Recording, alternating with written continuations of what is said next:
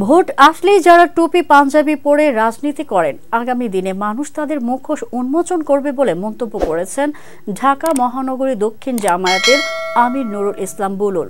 বৃহস্পতিবার রাতে তার ফেসবুক আইডিতে এক পোস্টে এ ধরনের নেতাদের সমালোচনা করে তিনি লেখেন, ব্যক্তিগত জীবনে ইসলাম নেই, অথচ নির্বাচন আসলেই পাঞ্জাবি টুপি পরে ভোট চাইতে যায়, মাজার জিয়ারতে যায়, তারাই সত্যিকারের ধর্ম ব্যবসায়ী। এর আগে গত ৩ জানুয়ারি বিকেলে ডেমরা থানা জামায়াতে ইসলামীর কর্মী সম্মেলনে বিশেষ অতিথির বক্তব্যে তিনি বলেন, দেশের মানুষ ইতোমধ্যেই জামায়াতের দীর্ঘ ১৭ বছরের কোরবানির কারণে এ দলের প্রতি আস্থা রাখছে।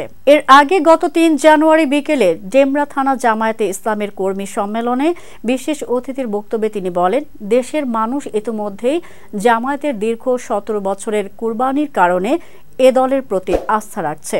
ন্যায় বিচার, বৈষম্যহীন ও দুর্নীতিমুক্ত দেশ গড়তে ছাত্রদের ও জামায়াতের চাওয়া এক হয়ে গেছে।